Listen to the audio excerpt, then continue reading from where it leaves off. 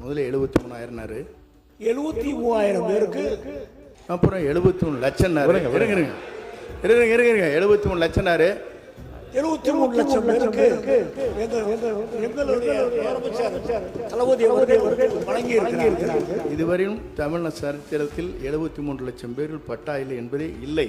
முதல்ல தெரிஞ்சுக்கணும். இவ்வளோ 73 லட்சம் பேர்ல இருந்தானே என்ன ஆகுறது நாடு? இல்லை பட்டா இல்லைங்கிறது பாருங்க இருங்க. ஓசூர் சட்டமன்ற உறுப்பினர் அவர்கள் இங்கே சூலூர் சட்டமன்ற உறுப்பினர் அவர்கள் 40 ஆண்டுகளாக ஏழை மக்களுக்கு பட்டா வழங்கப்படவில்லையே ஏன் என்கிற வினா வைத்தார். அது ஒரு குற்றச்சாட்டாகவே வைத்தார். இல்ல குற்றச்சாட்டு இல்ல கேட்கிறார். இவ்வளவு வருஷமா இல்ல 40 ஆண்டுகளாக ஆண்ட அரசுகள் ஏன் பட்டா வழங்கவில்லை என்பதுதான் அவருடைய கருத்தாக இருந்தது. அதாவது தடை செய்யப்பட்ட நிலங்கள் என்று இருக்கிறது.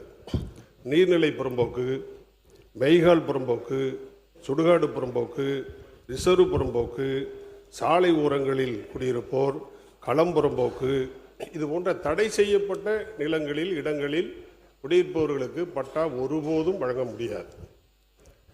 அதே நேரத்தில் நத்தம் புறம்போக்கில் வருவாய்த்துறை அமைச்சர் உங்களுடைய பணி அவர் ஏற்று செய்கிறார். இப்ப அவர் அரசு நிலத்தில் குடியிருப்பவர்களுக்கு பட்டா வழங்குவதற்கு முடியும்.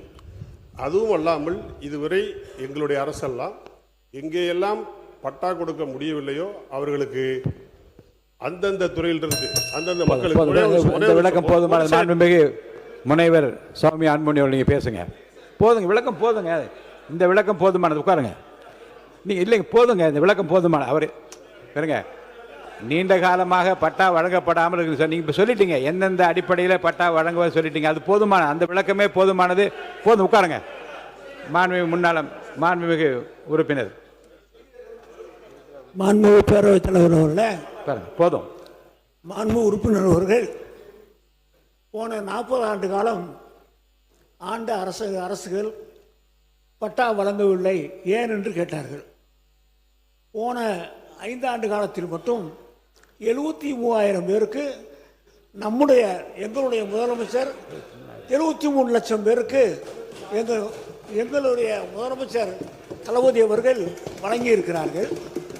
மாண்பு உறுப்பினர் அவர்கள் அந்த இடம் பட்டா கொடுப்பதற்கு தகுதியான இடமா என்பதை முதல் சரிபார்த்து அதை சொல்ல வேண்டும். பட்டா கொடுப்பதற்கு தகுதி இருக்கிற இடம், தகுதி இல்லாத இடம் என்று 2 வகை பிரித்து இருக்கிறவர்களுக்கே தெரியும். ஆகவே மாண்பு உறுப்பினர் அதை செய்ய புத்தாம் பொதுவாக சொல்லக்கூடாது. ஒவ்வொரு அரசாங்கமும் போட்டி கொண்டு ஒரு அரசாங்கத்தை விட ஒரு அரசாங்கம் கூட கொடுக்கறத முயற்சி எடுக்கிறத ஒழிய குறைய கொடுக்கிற முயற்சி எடுக்கிறது. நாங்கள் 73 லட்சம் பேருக்கு நாங்கள் வழங்கியிருக்கோம். இதுவரைக்கும் தமிழ்நாட்டு வரலாற்றிலேயே தளபதி ஸ்டாலின் அவர்கள் தான் இந்த 73 லட்சம் பேருக்கு பட்டா வழங்கியிருக்காங்க. மாண்புமிகு வருவாய்த்துறை அமைச்சர், மாண்புமிகு அவை முன்னவர், மாண்புமிகு பேரவைத் தலைவர் அவர்களே, முதல்ல 73,000 அப்புறம் 73 லட்சம் 73 லட்சம் இதுவரையும் தமிழ் சரித்திரத்தில் 73 லட்சம் பேரில் பட்டா இல்லை என்பதே இல்லை. முதல்ல தெரிஞ்சுக்கணும். இவ்வளோ 73 லட்சம் பேர்ல இருந்தானே என்ன ஆகுறது நாடு? இல்லை பட்டா இல்லைங்கிறது பாருங்க இருங்க. நான் சொல்லிடுறேன். சொல்லி முடிக்கிறேன் கேட்கணும். சொல்லி முடியுங்க. இல்லை 73 லட்சம் என்று சொன்னீர்கள். ஆகவே தான் அதை அழுத்தம் திருத்தமாக சொல்கிறேன். 7 லட்சம்னா கரெக்ட் இல்லை 23 லட்சம் சொல்றாங்க. அதனால தான் கேட்குறேங்க. 73 லட்சம் எங்க இருக்குங்க சொன்னதுனால 23 சொல்றார். 23 சொல்றார். மாண்பு உறுப்பினர் முனைவர் திருமதி சாமி அன்புமணி அவர்கள். மாண்புமிகு பேரவைத் தலைவர் உறுப்பினர் உட்காரு. போதும், சொன்ன விளக்கம் போதுமானது. உட்காருங்க. நீங்க பேசுங்க. மாண்பு உறுப்பினர் பேசலாம். உட்காருங்க. மாண்புமிகு பேரவைத் தலைவர்களே, அந்த ஆட்சி வருகிற பொழுது தகுதியானவர்களுக்கு பட்டா கொடுப்பு என்பது எல்லா அரசாங்கம் அப்படி தான் நினைப்பாங்க. அது ஒன்றும் மாற்று கருத்து இல்லை. ஆனால் 2006 2011 அந்த காலம் என்ன வருவாய்த்துறை அமைச்சர் ரெக்கார்டு எடுத்து பார்க்கலாம். நீண்ட நெடிய காலமாக பட்டா என்ற நிலையை மாற்றி 10 ஆண்டு காலம் எந்த இடத்தை அனுபவித்திருந்தாலும் அதை பட்டா செய்யலாம் என்று அதை தளர்த்தி பட்டா செய்து கொடுத்தவர் அண்ணன் கலைஞர் அவர்கள் முதலமைச்சராக இருக்கும்போது தமிழ்நாடே பாராட்டுச்சு. ஒன்று. இப்பொழுது திராவிட மாடல் ஆட்சியில் ஏற்கனவே பேண்ட் இருந்தது. நகராட்சி பகுதியாக இருந்தால் 7 கிலோமீட்டர் 8 கிலோமீட்டர் பட்டாவே செய்யக்கூடாது என்று ஒரு பேண்ட் இருந்தது.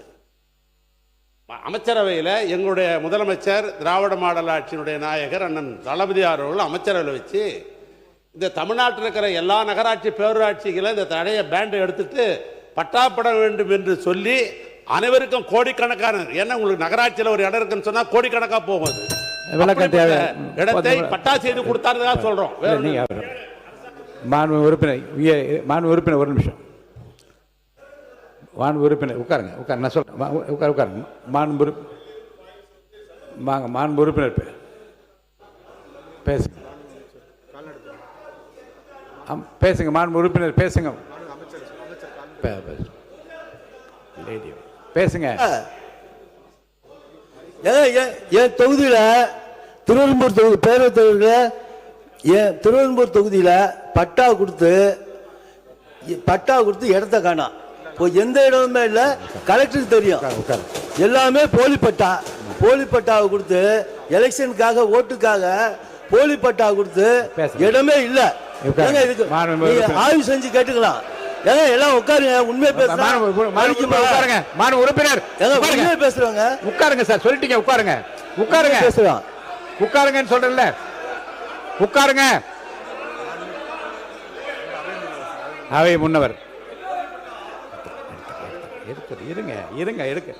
மாண்புமிகு பேரவைத் தலைவர் அவர்களே எடுக்கிறேன் சார். இருங்க.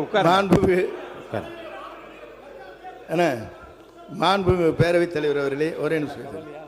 இல்லை நான் ஒன்றும் சொல்லிடுறேன். மாண்புமிகு பேரவைத் தலைவர் அவர்களே, மாண்பு உறுப்பினர்கள் பேசுகிற போது ஒன்று குறிப்பிட்டார்கள். பட்டா வழங்கப்பட்டிருக்கிறது, இடம் வழங்கவில்லை என்று ஒன்று சொல்லிடுறேன். முடிச்ச வரை கொடுங்க என்று குறிப்பிட்டார்கள். இது போன்ற குறைபாடுகள் என்னிடத்திலும் இப்போது கவனத்திற்கு வந்திருக்கிறது. நீங்கள் ஒரு இடத்தை தேர்வு செய்து அந்த இடத்திலே பட்டா வழங்கியிருக்கக்கூடும். ஆனால் அதை அங்கே இருக்கிற பட்டாவை அது லேஅவுட் செய்து உங்களுக்கு எவ்வளவு இடம் அளிக்கப்பட்டிருக்கிறது என்பதெல்லாம் பல இடங்களில் இந்த குறைபாடுகள் இருக்கிறது என்பதை நாங்கள் அறிவோம். அதற்கான நடவடிக்கை நாங்கள் மேற்கொண்டு வருகிறோம். மாண்புமிகு கால்நடைத்துறை அமைச்சர் அவர்கள் பேசுங்க. மாண்புமிகு பேரவைத் தலைவர் அவர்களே, மாண்புமிகு உறுப்பினர் அவர்கள் கூறினார் பல லட்சம் பேருக்கு பட்டா போட்டு கொடுத்தோம் என்று. பட்டா இருக்கிறது, இடமெங்கே என்று எங்களிடம் வந்து கேட்டார்கள். அதற்கு நாங்கள் சொன்னோம், நிச்சயமாக பட்டா போட்டாலும் சரி, அது போட்ட பட்டாவிற்கு நிச்சயமாக இடங்களை நாங்கள் உங்களுக்கு கண்டறிந்து அதற்கான பதிலை அளிப்போம் என்று அவர்களுக்கு வாக்குறுதி கொடுத்துள்ளோம். இப்படிப்பட்ட மனுக்களை நானே என் கையார வாங்கி அதை நான் சேகரித்து வைத்துள்ளேன். நிச்சயமாக அந்த மனுக்களை நான் இங்கு சமர்ப்பிப்பேன் என்று தெரியப்படுத்துகிறேன். நன்றி சார். இந்த ஒட்டுமொத்த விவாதத்திலிருந்து இந்த விவாதத்திலிருந்து மாண்பு உறுப்பினர்களும் மக்களும் தெரிந்து கொள்வது என்ன என்றால், இருவேறு அரசாங்கங்கள் பல்வேறு காலகட்டங்களில் ஆட்சி பொறுப்பில் இருக்கிற போது பட்டாக்கள் வழங்கப்பட்டிருந்தாலும் இன்னும் பட்டா வழங்கப்படாத இடங்கள் நிறைய இருக்கிறது என்பதைத்தான் சூலூர் சட்டமன்ற உறுப்பினர் பேசிய கருத்திலிருந்து என்னாலே புரிந்து கொள்ள முடிகிறது. அந்த பட்டாவை எப்படி வழங்க வேண்டும் என்பதை பற்றி மாண்புமிகு நம்முடைய அவை முன்னவர் வருவாய்த்துறை அமைச்சராக இருக்கிறார். அதை பற்றி ஆய்வு செய்து விரைவிலே சூலூர் சட்டமன்ற உறுப்பினர் மட்டுமல்ல, இன்னும் யாருக்கு முறையான பட்டா வழங்கப்பட்டிருக்கிறது, அல்லது கால்நடை அமைச்சர் சொன்னது போல பட்டா வழங்க இடம் இல்லையா, அல்லது இன்னொரு உறுப்பினர் தவறாக இருக்கிறது என்று சொல்லியிருந்தாலும் கூட நீங்கள் முறையான ஆய்வு செய்து சரியான இடங்களிலே முறையான பட்டா வழங்கக்கூடிய அனைத்து ஏற்பாடுகளையும் மாண்புமிகு வருவாய்